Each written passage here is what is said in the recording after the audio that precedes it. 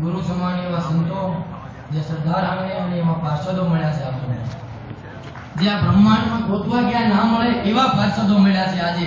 જો એની સાચી ઓળખાણ થાય ને તો ખબર પડે. મારો આજનો વિષય છે આજનો યુવાન કેવો હોવો જોઈએ. તો આજ આપણે પૂર્વજોમાં થોડાક જીએ તો ખ્યાલ આવે. અમારું બાજુનું ગામ છે જોગીદાસ ખુમાણ, આંબડી ગામનું હતો. એ ખુમાણ હતો પણ એની ખુરમાની એવી હતી, એની સ્ત્રીની સામેની નજર આવી ને તો એને આંખમાં સકણી નાંજી દીધી હતી. એવો આજનો યુવાન હોવો જોઈએ. અને એ શીખવા મળે તો સરદાર ધામમાંથી મળે, બીજે ક્યાંય ન મળે, ક્યાંય ન મળે. એવું આપણે જો કંઈક ખાવું હોય તો કંઈક કરવું પડે ને એના માટે ઘર પેલા છોડવું પડે. બીજી સિવાય નો થાય ને નો થાય. કેમ કે એ આપણને બાંધી રાખે છે, એની સિવાય નથી ક્યાંય થાય. એવું જો સરદાર જીવન, સરદાર વલ્લભભાઈ પટેલનું જીવન જોઈ આવે તો લોખંડી પુરુષ કહેવાય ગયા. પણ ક્યારે એને પોતાના માટે કાંઈ નથી કર્યું, બીજાના માટે કર્યું છે.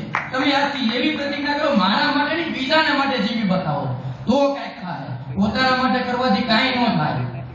એવું સંકલ્પ કરો, એવી દ્રષ્ટિ કરો. તમારે જે પામવું છે તો એના માટે એક લક્ષ્ય કરવો પડે. અને લક્ષ્ય હોવો જોઈએ સહજાનંદી સિંહ જેવો, કે જે મારા જ મેળા છે, મારથી હું ન થાય. આ દુનિયામાં કઈ વસ્તુ એવી છે કે મારથી ન થાય? મારા જ મેળા છે, થાય ને થાય. તો લક્ષ્ય દૃઢ કરો અને પછી એની પાછળનો હેતુ સારો હોવો જોઈએ. જેમ ગુરુએ કીધું એવી રીતે કે લક્ષ્ય હોય નિષ્ઠ અને હેતુ પણ સારો હોય અને પછી તમે મહેનત આદરો, પુરુષાર્થ કરો, એ સિદ્ધિ મળે ને મળે. જેમ જોઈએ છે લાલજી મહારાજ, જેમ જોઈએ છે નિત્ય સ્વરૂપ સ્વામી, કેવો દાખલો કરે. તમે જુઓ તો ખરા, રાત્રે 12 વાગ્યા વખત આવે તો ઈ દર્શન આવે, વાતચીત કરે. તમે તો એક વખત તો વિચારી તો જોજો, સવારમાં ઉઠાડવા આવે તો ઉઠાતું નથી આપણી. કે જેવી તેવી વાત નથી, આ તો સમજાય એને જ ખબર પડે. આછે બધું કરવું, આછે બધી વસ્તુ કરવી, રહેવું, સત્સંગના નિયમ કરવા અને સમજાવવું, કે જેવી તેવી વાત નથી. આ તો જે ડૂબી જાણે છે, તરી જાણે છે, કીધું ને સ્વામીએ કે ઈ પી જાણે એને જ ખબર પડે. આ બીજા કોઈનું કામ નથી આમાં.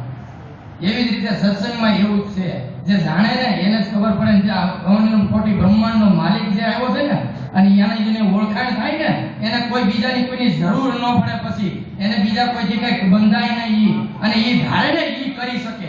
ઈ એક ધાને બે કટકા કરે.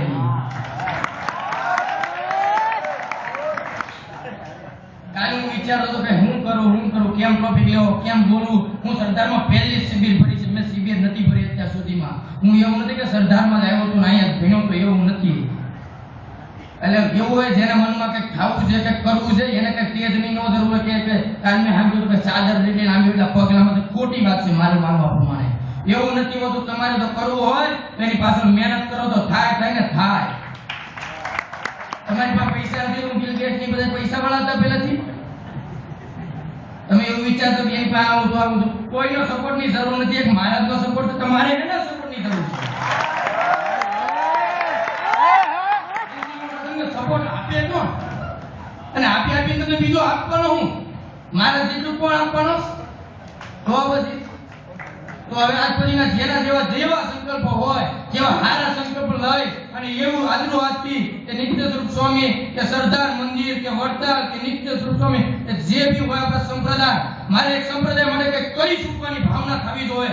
એવું બતાવો આજ કે હું જે નાગરિક છું એ સ્વામિનારાયણ ભગવાનનો નાગરિક છું. આજથી મારી વાણીને વિરામ આપું. જય સ્વામિનારાયણ.